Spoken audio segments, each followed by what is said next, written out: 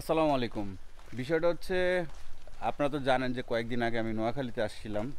আসার পরে আমি গাড়িটা চালাইছি নিয়ার অ্যাবাউট 120 কিলোমিটারের মতো। আর আমার ছোটো ভাই গাড়িটা চালাইছে বেশিরভাগ। আর আরেকটা বিষয় হচ্ছে, এটা যখন আমি ঢাকা থেকে নিয়ে আসি, আমি এটার ইঞ্জিন অয়েলটা চেঞ্জ করে নিয়ে আসছিলাম, মানে মুতুলের যেটা মিনারেল সেটা ঢেলে নিয়ে আসছিলাম। বাট প্রবলেমটা হচ্ছে, গাড়িটা হঠাৎ করে কালকে থেকে একটা ইঞ্জিনের নয়েজ আসতেছে, মনে হইতেছে যে এরকম যে ভিতরে ভাঙা চড়ে দিতেছে সব কিছু। তো আমি আমার ছোটো ভাইয়ের জিজ্ঞেস করলাম যে গাড়িটা তো তুমি চালাইছো, গাড়িটা কি ওভার হিট হয়েছে কি না, বা কোনো জোরে চালানো হয়েছে কি না। তো আমার বললো যে না ভাইয়া, তেমন কিছুই হয় না, আমি নর্মালি আপনি যেভাবে চালান আমি ওইভাবেই চালাই, কারণ আমি একটা জিনিস জানতাম যে বাইকটাতে সার্ভিসিংয়ের দরকার ছিল। তো এই কারণে আমি গাড়িটা জোরে চালাই নাই। তারপরেও একটা প্রবলেম হইলো যে এটার ইঞ্জিনের এই অবস্থা হইলো। তো আমার মনে হলো যে ভিডিওটা করা উচিত আর আপনাদের জানানো উচিত যে নোয়াখালীতে আসার পরে কোন কোন জায়গায় সার্ভিস পয়েন্ট আছে বা কী আছে, বা সুজুকি শোরুমে গেলে তারা কি বলতে পারে। তো এখন আমি আমার ছোটো ভাইয়ের সাথে একটু কথা বলাই দিই আপনাদের।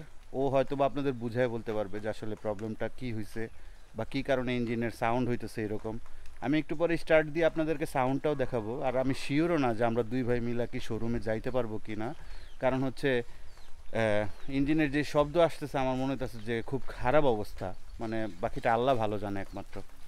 আসো সোহান, আসো, বলো কি হয়েছিল এটা। আসসালামু আলাইকুম গাইস, কি অবস্থা সবার, কেমন আছেন? হ্যাঁ বলো। আসলে ওই ভাই যেভাবে বলছিল সেভাবে আমি চালাইছি, তারপরও বাইকটা সমস্যা করছে। কি কারণে করছে এটা আমি তো অত ভালো বুঝি না, ভাইয়ে বুঝে। এই তুই তো আর কোনো ওভার থ্রটল তো দেও নাই না না, না, ওভার মানে কোনো বা থ্রটল দিই ইঞ্জিন নাই। গরম হয়েছে ইঞ্জিন গরম এরকম, হয়েছে তারপরও ওরকম চালাও নাই। কিছু হয় নাই আমার হাতে। তারপরও এরকম কেন হইলো সেটাই আমরা দুই ভাই বুঝতেছি না। এখন যাবো আর কি, শোরুমে যাই দেখি যে ওনারা কি বলে। আমি মোস্ট প্রবাবলি ওইখানে ইঞ্জিনটা খোলাবো। আর থার্ড পার্টি কারো দিয়ে খুলতে চাচ্ছি না, এই কারণে সুজুকির শোরুমে যোগাযোগ করছি। তারা বলছে যে আচ্ছা আসেন আপনারা, দেখি কি প্রবলেম হয়েছে, যদি আমরা পারি সলভ করে দিব, আর না থাকলে ঢাকা থেকে মাল এসে মানে আমরা সেটা সলভ করে দেওয়ার চেষ্টা করবো। আমি আপনাদেরকে এখন ইঞ্জিন সাউন্ডটা শোনাইতেছি। তো এটা হচ্ছে এখন স্টার্ট দাও তো, সাউন্ডটা হচ্ছে এরকম।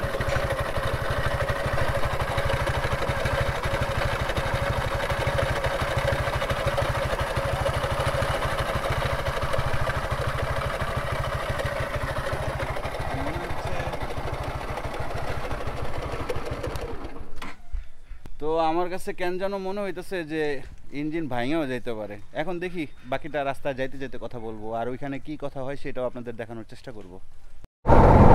আসসালামু আলাইকুম। ঘটনা যেটা হয়েছে, মানে আপনারা যারা নোয়াখালীতে থাকেন তাদের হয়তো কাজে লাগতে পারে। তো আপনারা যারা নোয়াখালীতে থাকেন তারা যদি চান যে মানে সুজুকির কাজ করাবেন, তো লক্ষ্মীপুরে চলে আসবেন। ওইখানে একটা সুজুকির কাস্টমার কেয়ার সার্ভিস আছে, ওইখানে অথরাইজ যেই আর কি শোরুম সেটাতে কাজ করে।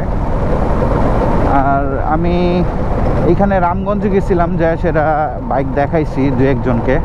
তো ওনারা বলতেছে যে মানে কি বলে এটারে, ওনারা বলতেছে যে একজন বলল যে কি যেন বলে, কানেক্টিংটা হিট হয়ে গেছে, মানে কানেক্টিং ধরে ফেলছে গরমে। আর আরেকজনের সাথে কথা হয়েছে ফোনে, সে বলতেছে যে ভাই আপনার মনে হয় বিয়ারিং ভেঙে গেছে ভিতরের।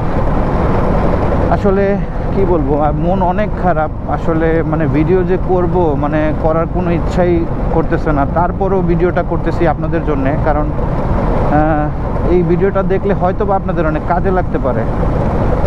আসলে কিছু বলার নাই। আর গুড়ি গুড়ি বৃষ্টি পড়তেছে, তারপরেও যাচ্ছি, কারণ আমি ঢাকা যেতে পারবো না আমার যা মনে হচ্ছে এই অবস্থায় বাইক নিয়ে। এই অবস্থা বাইক নিয়ে যাইতে হইলে দেখা গেছে যে কোথাও যদি রাস্তায় প্রবলেম হয়, তখন এই বাইকটারে নিয়ে আমি কোথায় যাব। তো এই কারণে চিন্তা করলাম যে এইখানেই দেখাই। আর সাউন্ডটা এত বিরক্ত লাগতেছে, মনে হইতেছে ইঞ্জিন ভেঙেই যাইব। আর ইঞ্জিন অনেক ভাইব্রেশন করতেছে, বুঝতেছি না কেন আর কি হয়েছে, কিছু বুঝতেছি না। সব কিছু মিলে মন অনেক খারাপ। আচ্ছা, এখানে আর কথা বাড়ায় লাভ নাই, যাই শোরুমের দিকে যাই, যাই দেখি কি বলে ওনারা, দেন তারপর কি আপনাদেরকে জানাচ্ছি। আর চেষ্টা করবেন যদি ভালো কোনো বাইক হয় তাহলে অথরাইজ যে শোরুমগুলি থাকে সেখান থেকে কাজ করানোর জন্যে। নর্মাল কোথাও খুইলেন না, একটা প্রবলেম ফেস করবেন, হয়তো বা আপনাদের ভালো লাগবে না।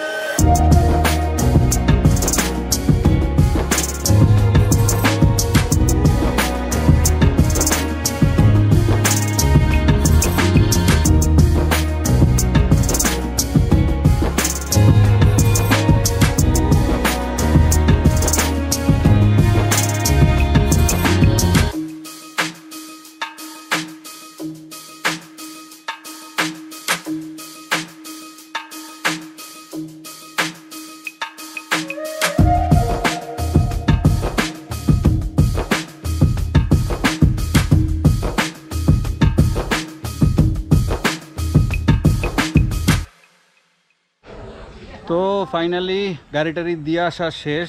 ওনারা গাড়ি রিসিভ করতে চায় নাই, কিন্তু পরে যে ম্যানেজারের সাথে কথাটা তো বলে অনেক কষ্টে তারা বুঝায় তারা দিয়ে আসছি যে ভাই বাইকটা রাখেন, আমি এইভাবে নিয়ে যেতে চাচ্ছি না।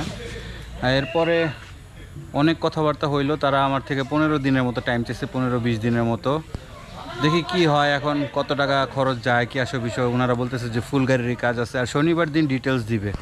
তো আপাতত আর বাইক নিয়ে ভিডিও তো হচ্ছে না, আর জানাবো যে কি কি হয়, কত টাকা খরচ যায় কি আসে বিষয়। আর দেখি, এই তো।